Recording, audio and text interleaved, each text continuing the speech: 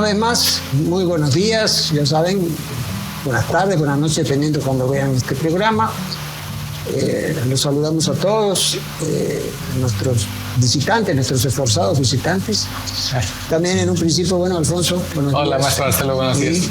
También a nuestros compañeros detrás de cámaras, a Edgar, Roberto, Víctor, que estuvo un rato y ya se tuvo que retirar. Y nuestras becarias, a Brenda, a Ana, en fin, a todos los que normalmente saludamos en este programa. Por supuesto, haciendo hincapié en el agradecimiento hacia ustedes que nos están viendo, que nos siguen, que eso es muy importante para nosotros. Bien. Y es el tercer programa, ¿no? Sí. De esta temporada. Sí, ¿qué día es hoy, maestro Marcelo? ¿Qué, perdón? ¿Qué día es hoy en fecha? Ay, ya no me acuerdo. 24, creo. No, es 26. Ah, 26. 26 de enero. Sí, o sea que, ¿cuántos días llevamos sin luz ya? Sí, desde el 5, 21 días. 21 días. Sí. Y sin no olvidar que todavía no tenemos luz. De hecho, también era una nota. El siguiente programa, el cuarto, que va a salir después de este, es un programa que grabamos con Kevin. Sí, pero ese programa se grabó el 18 de diciembre. Obviamente había luz. Claro. Sí, para que no vayan a pensar cuando salga, es que ya le pusieron la luz. Sí, no. Sí, no. Ese programa era un programa que estaba pregrabado desde el 18 de diciembre. Y es el primer invitado de este año, Kevin, que va a hablar sobre el desarrollo portuario de Acapulco, ¿no? En el siglo XVIII, si no me equivoco. Sí, un tema sumamente importante porque normalmente, por ejemplo, se habla del movimiento portuario de Acapulco, pero en esa época, en el 18, se circunscribe nada más al galeón de Manila. Y Kevin lo que hace es demostrar que hay mucho más tráfico marítimo que solamente el galeón de Manila. Es bien importante esa hipótesis que maneja de Kevin. Para nosotros es muy útil. Bueno, entonces esa nota, ¿no? Nada más. Sí, que cuando salga ese programa no es que ya tengamos luz o no. Que no se confundan, pues, y digan, no, ya se resolvió, no. Esperemos que, ojalá, y que cuando salga ese programa ya tengamos otra vez luz. Eso sí, sería la idea. Pero es un programa pues que está pregrabado. El tema de hoy es sobre el navío Congreso Mexicano, que fue el primer barco de guerra de México. Así es. Pero lo que nos compete a nosotros es la construcción de su modelo a escala. Exactamente. Sí.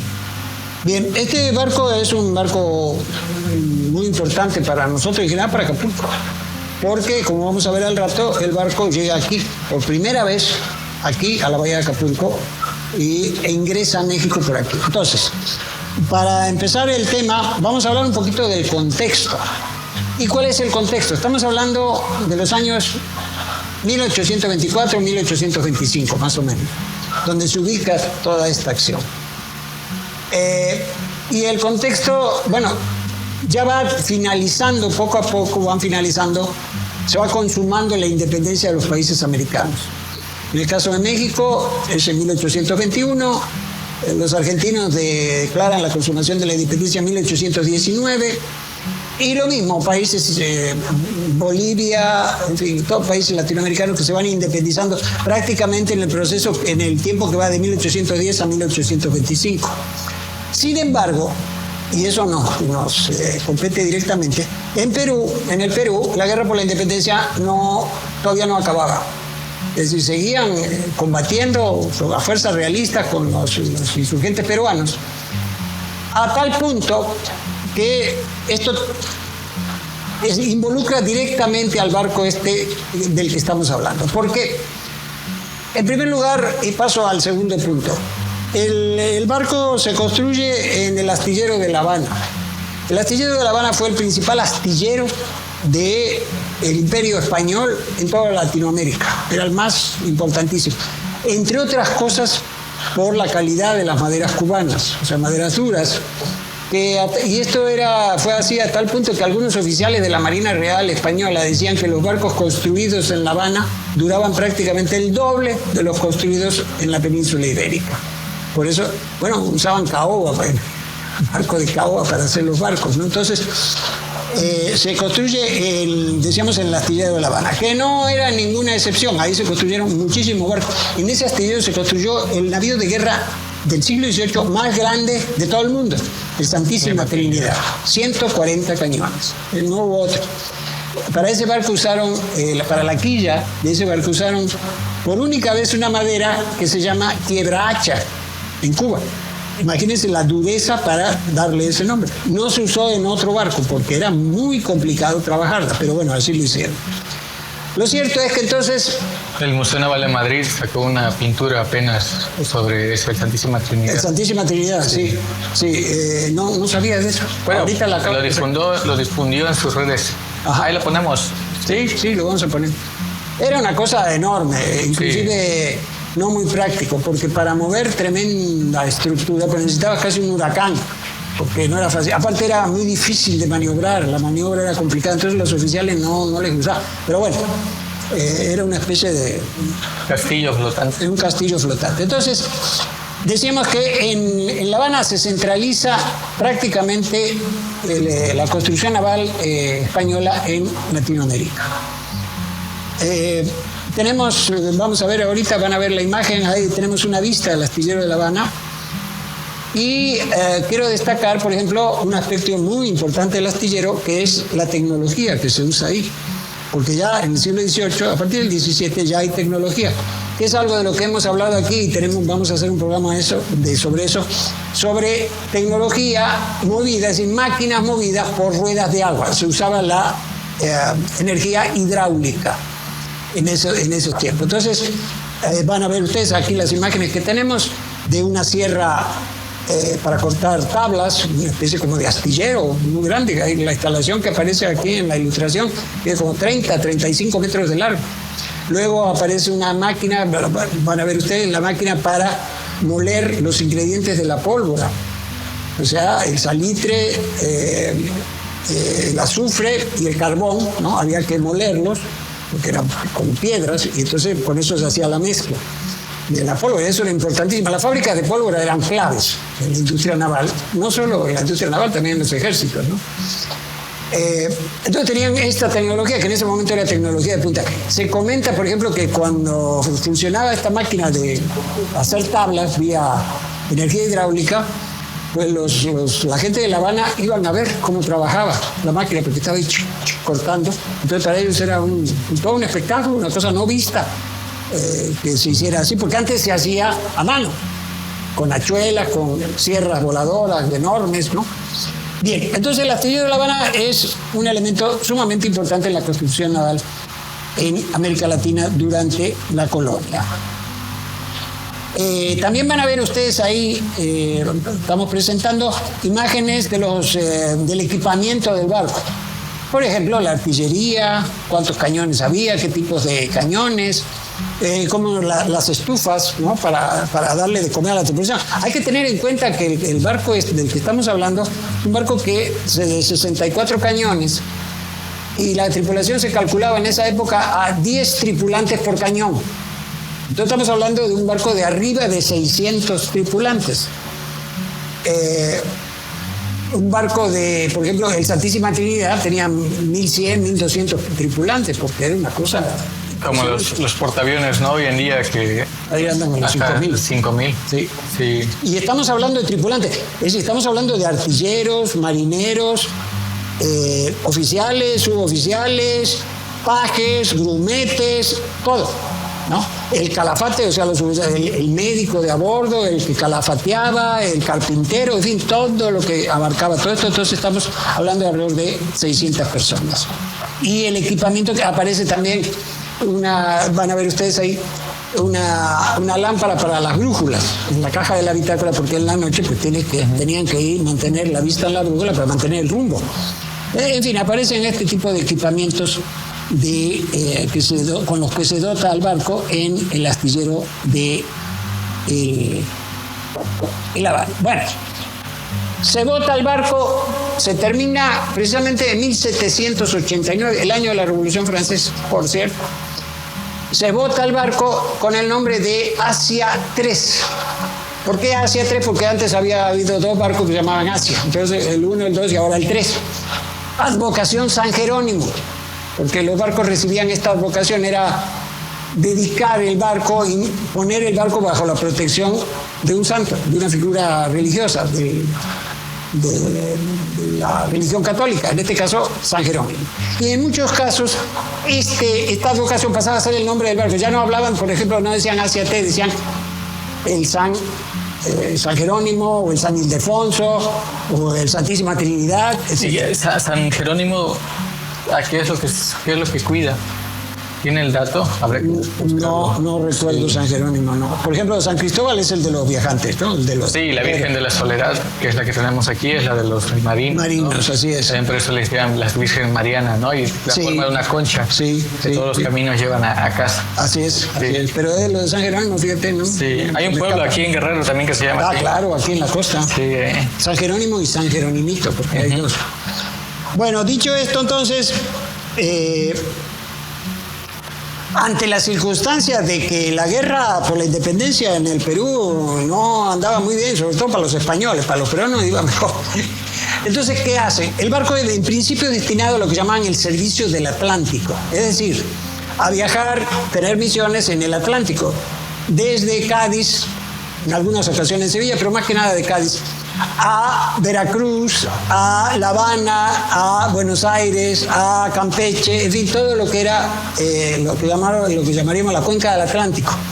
Sin embargo, hacia 1824, cuando están las cosas muy complicadas para los españoles en Perú, entonces deciden mandarlo al Perú con pertrechos, con armas y con soldados. Tengo el dato ya, maestro Marcelo. San Jerónimo, bueno, lo que se le reconoce es haber traducido la Biblia del hebreo y griego al latín. Sí, es padre de la teología. Buen dato. Sí, católica. Dato, bueno, historiador, ¿no? Ahora ya sabemos. Sí. Entonces, decían mandarlo al Perú, por la única vía que existía en ese tiempo, que era por el Cabo de Hornos. Hasta abajo no había canal de Panamá. Total que ahí hacen una larga travesía, antes de llegar al Callao se quedan ahí en la isla de Chiloé, en el puerto de San Carlos, al sur de Chile. Ahí pasan un tiempo, no está claro por qué pasan tanto tiempo ahí, por qué se demoran en llegar al Callao. Hay quien dice que el comandante, que era Roque Guruceta, pues era un señor bastante dado a la molicie, ¿no? Y a dejar pasar las cosas. Entonces parece que se sintió cómodo ahí, entonces ahí se quedó un tiempo. Pero lo cierto es que después de ahí arrancan para el Callao y en ese viaje sufren el embate de una tormenta que precisamente es la que se ilustra el barco después de esa tormenta en la única ilustración que presentamos aquí que existe de ese barco en todo el mundo, en el Museo Naval de Madrid. Ahí aparece con fuertes daños, total que logra llegar al Callao, desembarcan las tropas, está un tiempo ahí, pero de repente sobreviene la batalla de Ayacucho en el Perú, pierden los españoles y ahí sí se acaba la guerra de la independencia. Entonces este barco, junto con otros que había ahí, que todos eran españoles, pues tienen que salir, porque si no los peruanos los iban a agarrar y bueno, iban a quedar prisioneros o no a saber. Entonces, varios de estos barcos zarpan del Callao rumbo a España, por el Cabo de Hornos, dar la vuelta. Otros lo mismo, pero van rumbo a Valparaíso, a Chile. Y el Asia 3, no sabemos por qué razón, posiblemente porque en ese barco evacúan personal militar y civiles que se van del Perú, porque pues llegan los peruanos, se van hacia Filipinas, o sea, deciden regresar a España, pero dando la vuelta al mundo. Y ahí van, cruzan el Pacífico, pero no llegaron a Filipinas, porque en Guam, en el archipiélago de las Marianas, se amotina la tripulación. ¿Por qué pasa esto? Porque hay que mencionar que la situación de la Marina Española después de la batalla de Trafalgar era muy difícil, muy, muy complicada. Entonces, prácticamente le dieron más de 2 años de salario a los tripulantes. Entonces, pues llegó un punto en que estos ya les colmaron, como decimos coloquialmente, les colmaron el plato y hay un motín. Bajan a los oficiales y a aquellos que no aceptaron participar en el motín, los bajan a la playa ahí en la bahía de Humatac, en la isla de Guam, que por cierto era el lugar donde hacían la escala los galeones, los barcos que iban de Acapulco a Manila. Ahí hacían la escala para seguir luego rumbo a Manila.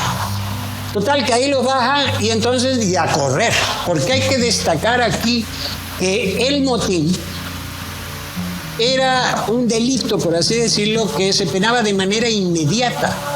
Es decir, nada de que si tú participabas en un motín y te agarraban las autoridades, nada de que ibas a juicio, a ver si eras culpable. No, donde te encontraban, a colgar del palo mayor.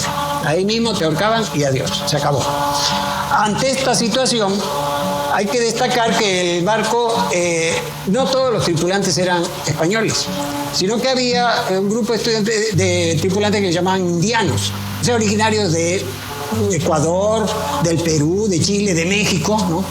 Y es por eso que hay un contramaestre, un suboficial, que son los que apoyan al motín, que se quedan en el barco y le dice a sus colegas, le dice, oigan, vámonos a México. ¿Por qué?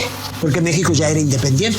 Entonces ahí podían guarecerse para evitar que los españoles los agarraran. Y entonces ahí van, deciden regresar a América cruzando otra vez el Pacífico. Y por cierto, el único camino posible era el camino del galeón, es decir, por el norte del Pacífico. Llegan a las costas de lo que hoy es Estados Unidos, cerca de San Francisco, a la bahía de Monterrey.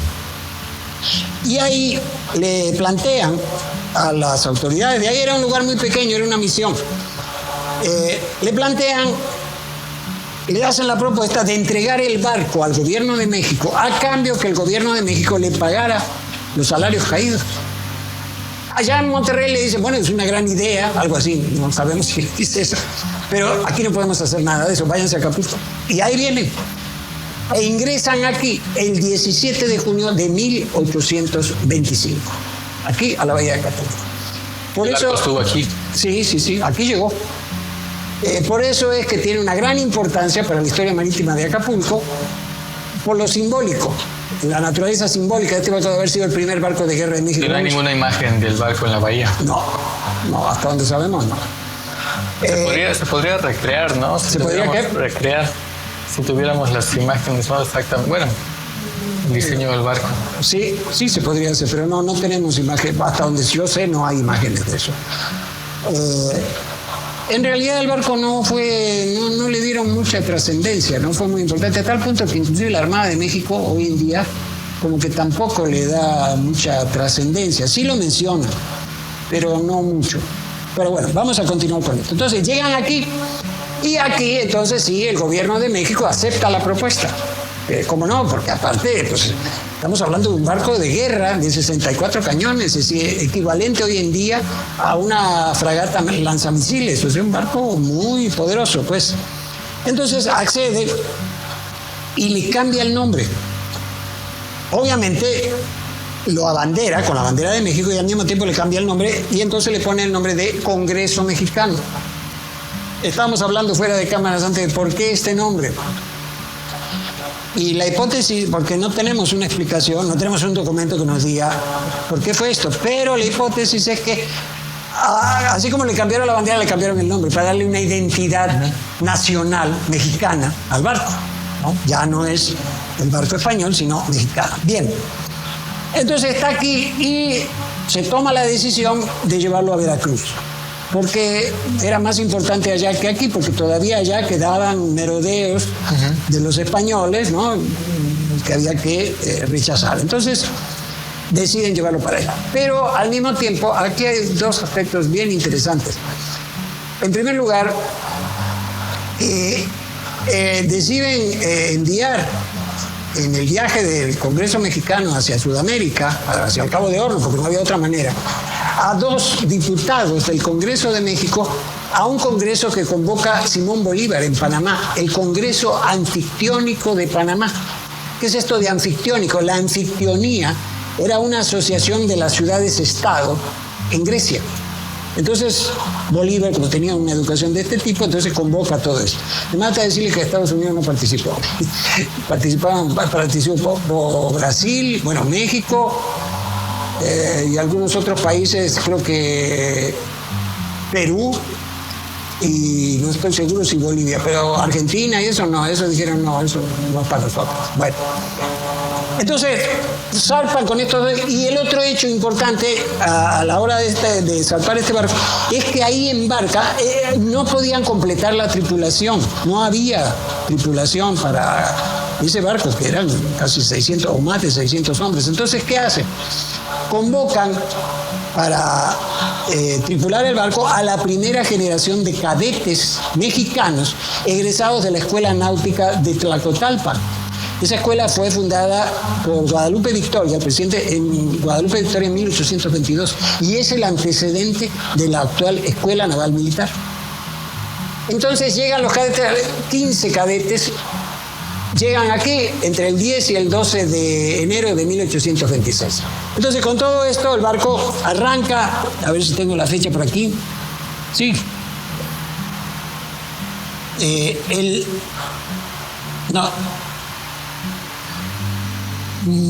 Sí, aquí está. El 12 de junio de 1826 zarpan de Acapulco rumbo a Veracruz. Pasan a... Por cierto, son dos los barcos que llegan aquí. El Congreso Mexicano y un bergantín, el Constante, que había venido siguiendo en conserva, le decían, al Congreso Mexicano o al Asia. Y entonces salen los dos barcos rumbo en primer lugar a Panamá. Los diputados transbordan del Congreso Mexicano al bergantín Constante, ahí van a dar a Panamá, ahí quedan, y el barco sigue rumbo al sur. Pero empiezan los problemas. Sí, porque todavía no existía el canal. No, nada, eso era imposible. Sí había un modo de pasar, acuérdate, por el río Chagres, ¿no? Y se hacía la feria de Portobelo, que fue importantísima, pero bueno, eso es otro tema. Pero era por tierra o por el río, no había paso. Entonces siguen al sur, empiezan los problemas en Guayaquil porque se dan cuenta que se echaron a perder muchos de los toneles donde llevaban el agua potable. Entonces empezaron a quedar sin agua y eso era mortal. Sin agua no puedes durar más de 3 días. Por lo tanto, entonces medio ahí como pudieron, repararon algunos toneles, consiguieron unos nuevos, en fin, total que arrancan otra vez rumbo al sur, sí, hacia Valparaíso, a Chile. Y ahí sí se atoraron, porque se quedaron sin dinero. Pues el gobierno de México en aquellas épocas pues no nadaba en la abundancia, como todos los países latinoamericanos, andábamos ahí con problemas muy serios en la hacienda pública, entonces se quedan sin dinero, porque necesitaban dinero para la comida, los pertrechos, el pago de los salarios de la tripulación, en fin, todo lo que se necesitaba, nada. Ahí están, empiezan gestiones y logran conseguir, interviene ahí un señor de la clase alta chilena, un magnate diríamos ahora, pero no quiero decirlo porque la palabra tiene otras connotaciones actualmente, que este señor era admirador de la causa independentista de México. O sea, él decía que no y que era muy bien y todo eso. Y entonces este señor sale como aval de un préstamo que le hace el gobierno chileno a José María Tosta, precisamente se me pasó a comentar, que fue quien fue nombrado comandante del Congreso Mexicano. Entonces le prestan alrededor de 25,000 pesos de aquella época, o sea, era bastante dinero. Y con eso, bueno, logran arrancar. Por cierto que hubo un primer pago que hizo el gobierno de México con letras de cambio, pagaderas en Londres, que resultaron sin fondos. Entonces, ahí otra vez todos se enojaron los chilenos, bueno, pero al final se resolvió. Y ahí va, rumbo al Cabo de Hornos. Para cruzar el Cabo de Hornos no es nada sencillo, tienen algunas vicisitudes, pero logran pasar y entonces comienzan a remontar el Atlántico hacia el norte, rumbo a Veracruz. No hay mayores incidentes hasta que sí se produce lo que llamamos la Batalla del Atlántico, porque frente a las costas de Venezuela aparecen 2 bergantines españoles que los estaban buscando, que andaban tras ellos. Entonces los encuentran ahí y la gente del barco del navío del Congreso Mexicano pues le suelta una andanada a uno de ellos y lo manda al fondo. Esa es una versión. Y el otro se escapa, no lo pueden alcanzar. Porque, insisto, es una versión que lo mandaron al fondo, porque hay otra versión que dice que no, que tomaron prisionero a este barco con 230 tripulantes, les hicieron prisioneros y siguieron rumbo a Veracruz. O sea, son 2 versiones, las 2 son de la Marina. Bueno, esta segunda es de la Marina Española, la primera es nuestra, ¿no? Porque la Marina Española, claro, no le cayó. Por cierto, el motín de este barco es el único motín exitoso en toda la historia de la Marina Real Española, o sea que no les cae muy bien el asunto, el tema no les cae muy bien. Bueno, pero bueno, llegan a Veracruz y llegan a Veracruz el día... el 9 de enero de 1828, es decir, se tardaron 1 año y medio en llegar desde Acapulco, dar la vuelta hasta Veracruz. Eso no era el tiempo normal de navegación, sino que el problema fue el atorón en Valparaíso, que se quedan sin dinero y ahí tuvieron que esperar. Entonces, bueno, total, que llegan a Veracruz. Se habla de que el barco llega en medio de la indiferencia de los jarochos, esa es una versión. Sin embargo, hay unas notas en la Gaceta de México de esa época, dice que no, que el barco fue recibido triunfalmente, cosas por el estilo, pero no hay imágenes de eso. Por supuesto, la versión de la prensa española, pues al revés. Pillos, ¿no? Bandidos, que cómo se atreven a quitarle un barco del rey, ¿no? Una cosa tremenda. Como si salía Vox, ¿no? ¿Cómo? Vox salía hablando. Sí, claro, exacto. Sí. Entonces, bueno, estando ya en Veracruz, surgen los problemas, porque indudablemente, como ustedes comprenderán, la operación de un barco de este calibre, pues era cara. Hay que vestir a todos los tripulantes, darles de comer, hay que mantener, calafatear el barco, o sea, sacarlo, ¿no? Periódicamente es un casco de madera, entonces tienes que sellar las juntas porque no se te mete al agua, y eso tiene que ser periódico, mínimo 1 vez al año, mínimo. Entonces se complica todo de tal manera, para no serla tan larga, que lo dedican, lo ponen así como una especie de fortaleza flotante, cerca de San Juan de Ulúa. ¿Por qué razón? Bueno, porque pues, con un 64 cañones pues, no era una buena idea acercarse, porque te iban a mandar al fondo. Bueno, en esas están, luego lo utilizan inclusive como cuartel para tropas ahí, como despensa para equipo, vituallas del ejército, y finalmente como cárcel. Hasta que en 1832, ya de viejito y por falta de mantenimiento, se hunde en un lugar que se llama Los Bajos del Pastelillo, frente a Veracruz. Y ahí quedó y ahí está. Bueno, ya no está, ya no hay nada, pero ahí quedó.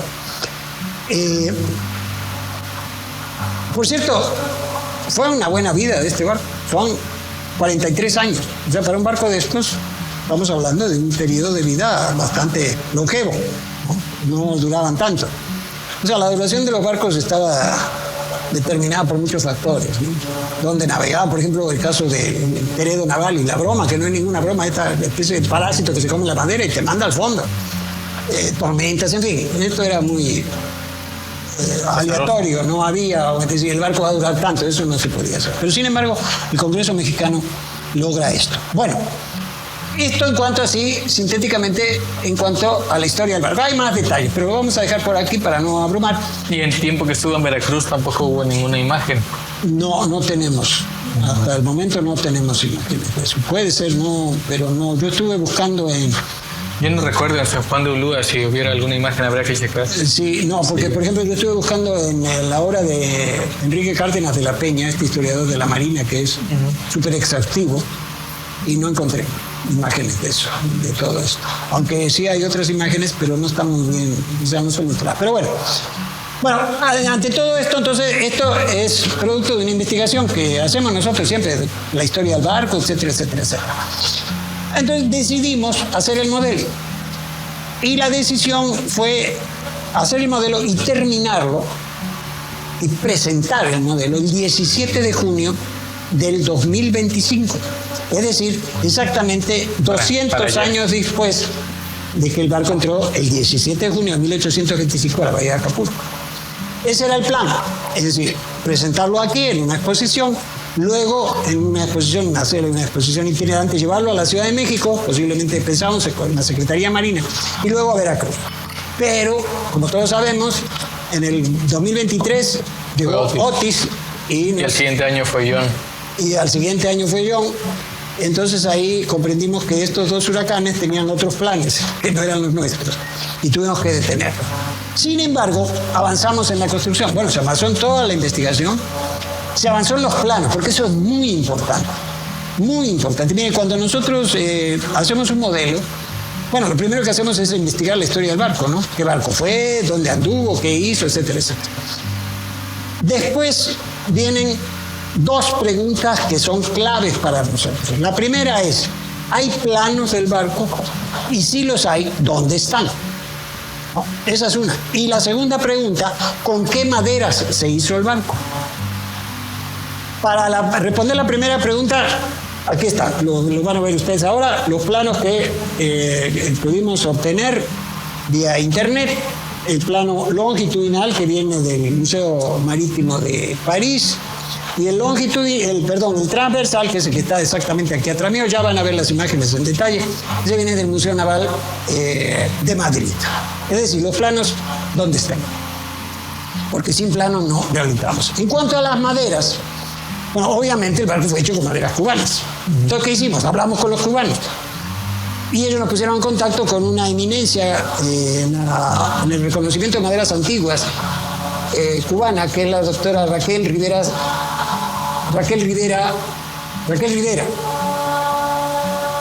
Ella es una autoridad en reconocimiento de maderas en muebles antiguos, en tecios, ¿no?, etc. Entonces le escribimos y ella es una persona muy agradable, muy amablemente nos respondió con la lista de las maderas que se usaron en el astillero de La Habana en esa época. No exactamente las que se usaron en el Congreso mexicano, no, sino en barcos similares construidos en esa época en La Habana. Pero lo más importante de esta lista fue que nos manda el nombre coloquial cubano y el nombre científico. Y gracias a eso es que localizamos. Ella nos manda una lista de alrededor de 10 maderas. Y nosotros, cuando buscamos esas maderas con el nombre científico en el Inventario Nacional Forestal de México, lo hace la Comisión Nacional Forestal del Gobierno Federal, ahí encontramos 8 de estas maderas que existen en México, porque es de la misma zona, la zona del Golfo. Nada más que el nombre coloquial es diferente. Si nos hubiéramos guiado por el nombre coloquial, nunca los hubiéramos encontrado, pero con los nombres científicos. Por ejemplo, una de las maderas que ustedes van a ver, esta, que es la quilla, esta en Cuba recibe el nombre de saricú, pero en México le decimos salam. Y así sucesivamente, para no extendernos sobre este punto. Entonces, decidimos hacer el modelo con el propósito de presentarlo y obviamente incorporarlo al acervo permanente de las colecciones del museo. Es importante, ¿no?, el tema de la madera. Apenas hubo un congreso donde participó, Iván Valdés Puznoff. Ah, sí. Sí, bueno, apenas como hace 2 años, ¿verdad? Sí, más o menos. Sí, pero creo que se llamaba así, Maderas para el Imperio. Sí. Y hablaban de eso. Por cierto, la madera es el único elemento natural, ¿no?, que no hemos encontrado en otra parte del universo. Así es. Solamente aquí. Y qué bueno que mencionas eso porque se me pasó. Miren, en el astillero de La Habana, en el siglo XVIII, ya desde el XVII, pero más en el siglo XVIII, la corona española implementó una rígida política de mantenimiento de los bosques, precisamente porque lo consideraban un insumo, diríamos ahora, estratégico para la construcción naval. Entonces era muy rígido, la explotación de los bosques estaba muy, muy, muy controlada. No faltaba quien se metía ahí de contrabando, empezaban a sacar madera, o sea, esos pleitos todo el tiempo. Eso de hecho desde Roma, ¿no? El Imperio Romano también había implementado políticas. Sí, bueno, en la península ibérica también. Ahí tenemos la cartografía de España que tenemos sobre, por ejemplo, en el libro del Marqués de la Victoria, de Construcción Naval, ahí vienen láminas sobre los bosques españoles, qué tipo de madera hay, dónde están ubicados y todo ese tipo de información. Eso era claro, importantísimo. Y en La Habana hicieron lo mismo. Que algo sabía Homero, que protegía los bosques, ¿no?, de la mariposa monarca. Sí. Y que se lo están echando ya. Sí, por cierto, ahora mandaron al ejército a cuidar eso porque ya se los estaban acabando. Bueno, entonces tenemos el barco, tenemos el modelo, las características del modelo. Por cierto, nosotros completamos para hacer el modelo, bueno, primero los planos, pero el plano no te dice todo.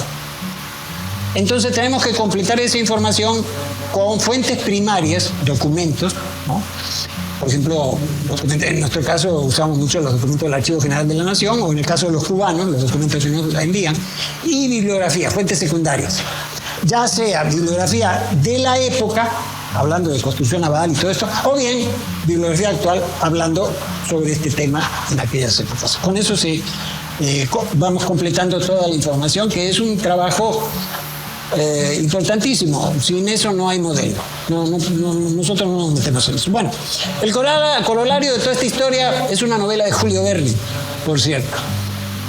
Julio Verne escribe una novela que en un principio llamó Los primeros barcos mexicanos y después pasó a llamar, le cambió el nombre y le puso Un drama en México. En esa novela, Julio Verne relata el viaje de 2 de los tripulantes del Congreso mexicano que hacen desde Acapulco a la Ciudad de México. Y debo decirles que ahí, bueno, ustedes saben que Julio Verne lo que no sabía lo inventaba, ¿no?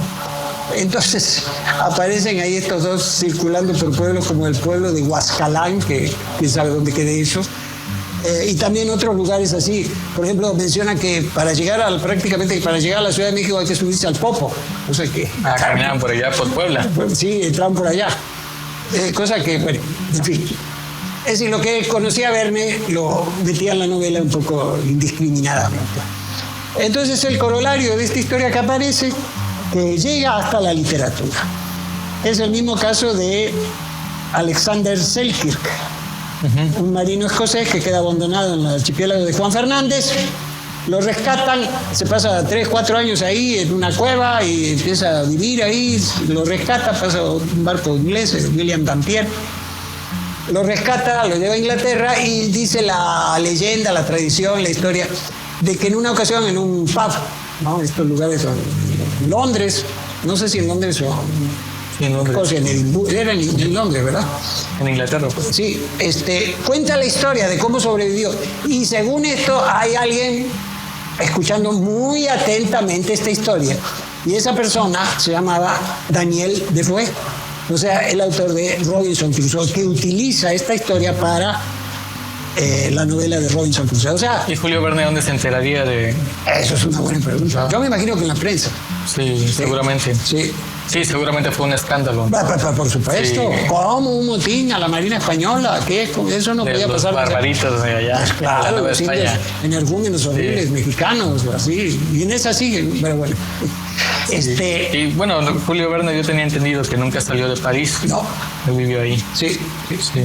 Tiene una de los hijos del Capitán Grant, esa está genial. Porque son un grupo de aventureros, ¿no? Dirigidos por el Capitán Grant, que lleva a su hijo.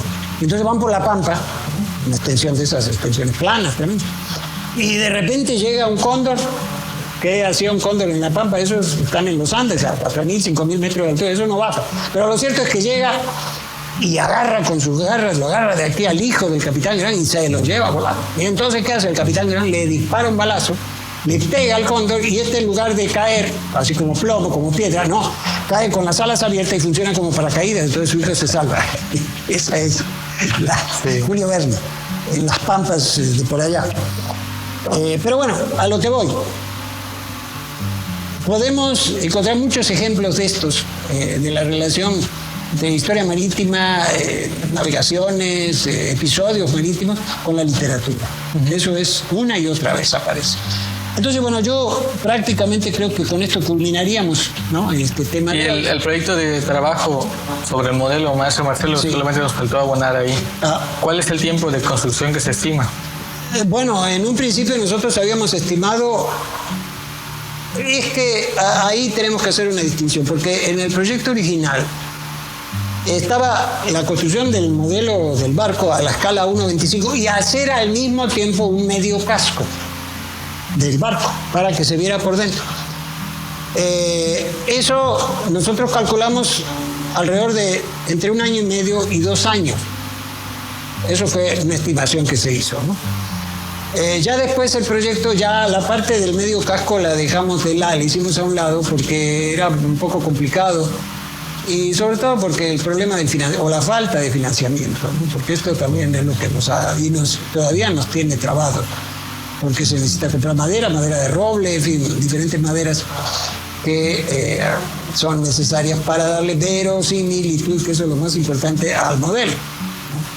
Ni modo de andar poniendo plástico y cosas. Y sería único, ¿no? En su tipo. Sí. No existe otro modelo hasta donde sabemos, en el mundo, ¿no? Me han dicho que parece que la Secretaría de Marina tiene uno, pero no lo hemos podido confirmar. Pero puede ser. ¿Dónde? ¿En el Museo Naval México, el de Veracruz? No dicen. Aparecen ¿te acuerdas los libros grandes de la Secretaría de Marina? Ahí aparece. pero no dice dónde está ese modelo. Por eso tenemos una duda ahí. Pero bueno, ojalá ahí esté ahí. Pero sí sería único. Cuando yo hablé con Alicia Berli, que era la directora del Archivo General de Marina Álvaro de Bazán, el archivo de la Marina Española desde el siglo XV, ¿no? Todo está ahí.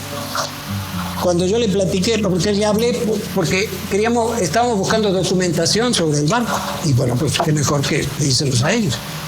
Y entonces yo les comento esto y me pregunta, oye, ¿y por qué ustedes tienen interés en este barco? Y ya les cuento la historia. Entonces le dije, yo sé que esto a lo mejor para ustedes no es muy agradable, pero bueno, me dice, no se preocupe, así es la historia y estamos de acuerdo. Y dice, déjenme hablar con Madrid a ver cómo los podemos apoyar. Porque yo le digo que necesitamos, bueno, que podemos saber si tenemos la documentación. Entonces habla, le vuelvo a hablar, me pide que me comunique con ella. La siguiente semana le hablo y me dice, ¿qué cree? De Madrid me autorizaron a enviarle toda la documentación sin costo, vía internet. Entonces nos envían 140 documentos, como tenemos facturas de madera, cuando lo votaron, una cantidad de cosas enorme, magnífico, que vamos a presentar como el soporte gráfico del modelo. O sea, presentar todo esto. Claro, hay documentos que ya, por cierto, ya han sido paleografiados, porque es el español del 18, no hay mucho problema, pero sí hay... Ya no es procesal encadenada. ¿Perdón? Ya no es procesal encadenada, el tipo de letra. No. La que nos ayudó a esto fue Maricruz Pisa. Cuando fue becaria ella hizo este trabajo. Entonces ya tenemos toda esta información completa que vamos a presentar en la parte gráfica de la exposición, o va a acompañar al modelo. ¿De cuántas cubiertas sería el modelo? Bueno, estamos hablando aquí, son 3 cubiertas, más la centina, y en el cálculo en la estimación que nosotros hicimos así, como se dice, a hoja de buen cubero, estamos hablando de entre 30 y 35 mil piezas ya para este modelo. Es un estimado, puede ser menos o pueden ser más. A diferencia, por ejemplo, de la fragata que tenemos aquí, ¿qué tan grande es? Bueno, la fragata medía, en cuanto a dimensiones, 40 metros de lora, son 55 metros de lora, o sea, bastante más grande. El modelo de la fragata son 18 mil piezas. Hay una diferencia ahí, ¿no? Pero en términos generales, nosotros vamos a proceder con las mismas técnicas, o sea, se siguen las mismas técnicas. ¿Cuáles son esas técnicas? Por ejemplo, cómo se fijan las tablas al casco, a las cuadernas del casco, ¿verdad? Se fijan con clavos. En algunos casos se usaban clavos de madera, en otros ya clavos de metal. Eso tenía que ver mucho con los costos y todo el problema ahí. Pero bueno, eso ya sería. Y también le vamos a poner el forro de cobre que llevaba el casco por fuera. Esto se empezó a hacer, bueno, ya desde el principio. Por ejemplo, en barcos del siglo XVI le ponían forro, pero de plomo, planchas de plomo, para evitar algo que yo mencioné, la acción del teredo navalis, que es un parásito del mar que se come la madera y la come y te vas al fondo. Entonces, el plomo era muy pesado, entonces el barco se hacía muy lento. Entonces deciden ponerle cobre, forrar con lámina de cobre toda la parte de la carena, es decir, la parte de la línea de flotación hacia abajo, la que está sumergida. Pero eso tenía 2 problemas. El primer problema era que el costo, porque el cobre no es barato. Por eso se robaron los cables de aquí del museo, porque eran de cobre de 3/4 de pulgada, o sea, y sacaron un buen dinero. Bueno, y el otro problema, aparte del costo, era el peso, porque el barco se hacía más lento, más pesado, y la velocidad era, sobre todo en barcos de línea, de guerra, era muy importante la velocidad, tanto para agarrar al enemigo o para salir corriendo, ¿no? Las 2 posibilidades. Entonces, esto fue una solución que se usó en algunos casos sí, en algunos casos no. Por cierto, hay que mencionar que el teredo navalis solo existe en mares cálidos. ¿El qué? El teredo navalis, este parásito, solo existe en mares cálidos. Hay que poner una imagen ahí. Sí. Porque en mares fríos, por ejemplo el Báltico, el Mar del Norte, ahí no, porque es frío. Por eso es que se conserva el Vasa, el famoso Vasa, vamos a hablar de él en alguna ocasión. Entonces, por eso es que se optó por este forro de cobre y nosotros lo vamos a poner. Va a ser un trabajal eso, porque ahí son piezas de 50 por 60 centímetros y lo vamos a hacer a escala, entonces ya no sé ni cuántas. Pero bueno, esa es la idea, ¿no? Cómo vamos a realizar el modelo, cómo llegamos al modelo. Y bueno, si me preguntan cuándo vamos a terminar, bueno... No, en realidad es uno de los proyectos, ¿no?, que se tiene. De hecho, ya lo habíamos hablado, pues queríamos ver la manera de que comenzáramos este año, ¿no? Sí. Solamente que lo de la luz y todo ese tema ha requerido un poco, ¿no? Sí, porque el taller, pues por ejemplo, es uno de los lugares más importantes del museo y está parado. No hay manera. Sí. No olvidar que tenemos la extensión de Augusto Rudo, ¿no?, que nos pasa la luz del vecino. Sí, estamos aquí con una extensión provisional de un vecino.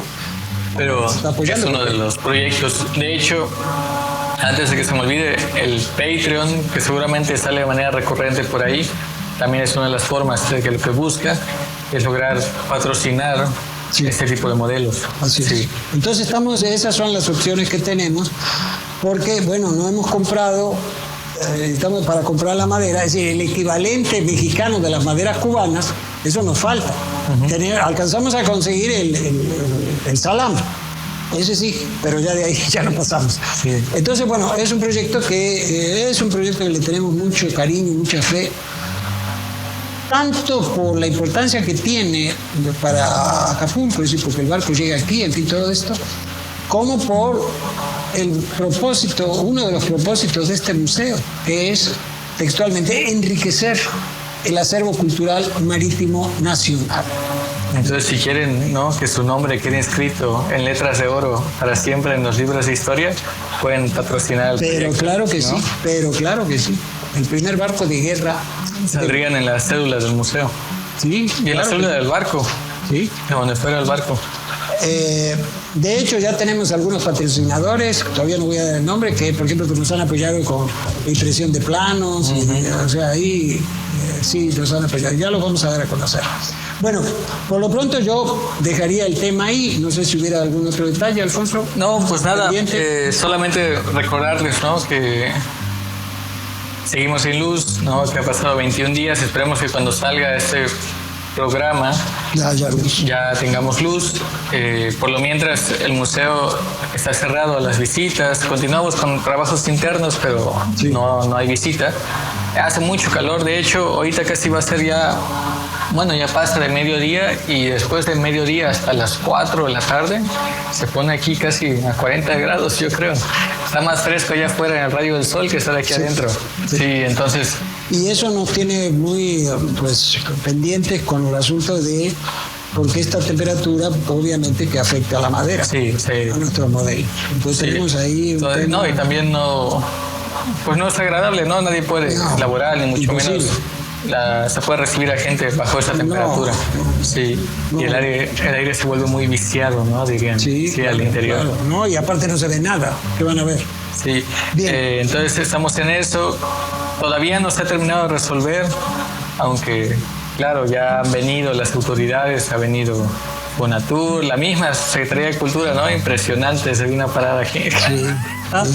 Nunca había pasado algo por el estilo en la historia del museo, al menos aquí. Pero se sigue en la misma, ¿no? Que hay que esperar la autorización del presupuesto, y si se autoriza hay que esperar, ¿no? Porque precisamente el tipo de cableado y todo esto no se encuentra en Acapulco. Indudablemente, o sea, el daño es, o sea, esto no es cambiar un foco, ni como decías tú en algún... De hecho, desde que pasó y fuimos y anduvimos preguntando, dijeron que eso era caro y que el material no se encontraba en el puerto. Así es. Pero no solo esto, porque hubo un problema, porque la Secretaría de Cultura se dirige a Fonatur y Fonatur dice, bueno, sí, vamos a apoyar, y hacen un presupuesto. ¿Pero qué pasó? Resulta que volvieron a robar. Entonces se llevaron más cosas, y no solo una vez, 2 veces más volvieron a robar. Pues han robado 3 veces. 3 veces han robado. Entonces, ¿qué pasó con los presupuestos que hacía Fonatur? Pues ya el primer presupuesto ya no servía. ¿Por qué? Porque había que agregar todo lo que se llevaron posteriormente. Entonces eso atoró también las cosas, hay que decirlo. Sí, hay que reconocer sobre todo que se tiene un problema. Sí. El problema es que el complejo cultural no recibe la atención de las autoridades correspondientes. Claro. Y por ello es que no se pueden garantizar los servicios básicos que hasta están en la Constitución, ¿no? Sí, sí. Y que pues no se atienden, ¿no? Sí, sí. Ya se levantó un acta ante el Ministerio, ¿no? La Fiscalía respecto al robo, pero es la fecha en que no se sigue llegando, pues no hay ninguna patrulla ni nada. O sea, no, estamos a la intemperie, como se dice coloquialmente. No hay seguridad, bueno, ahora no hay luz, porque, bueno, esto no solo afecta... Sí, no es solo el museo, es el complejo naval cultural. Son los 3 museos que hay aquí, el Museo de la Máscara y el 7 regiones, o 8 regiones creo que es ahora. Estamos los 3 locales estamos sin luz, entonces no es un problema nada más del Museo Naval. Y pues nada, pues en esos términos. Eso va a seguir informando, cada semana subiremos, ¿no?, la información. Sí. Por ahora, pues nos queda el siguiente programa, ¿no?, que no olviden que es regrabado de diciembre. Sí. Para que no se crean que ya llegó la luz. Sí. Bueno, a lo mejor sí llegó, pues esperemos. Y hay que esperar. Entonces, pues en eso estamos. Entonces, creo que ya acabamos con esto. Entonces yo quiero, como siempre, agradecer su atención a toda esta historia y permitirnos llegar a ustedes con estas historias y de esta manera difundir, realizar uno de los propósitos de este museo, que es la difusión de la historia marítima de Acapulco y del Pacífico mexicano. Entonces, bueno, Alfonso, me despido. Pues nada más, vale. Cuídense mucho. Y agradecerle a Víctor Camps y a Edgar. Sí, aquí a nuestros compañeros, atrás, a nuestros artilleros, atrás de los cañones, siempre presentes. Y bueno, pues una vez más, muchísimas gracias. Pasen un buen día, una buena noche, una buena mañana, como sea, y nos vemos aquí en el próximo capítulo. Muchas gracias.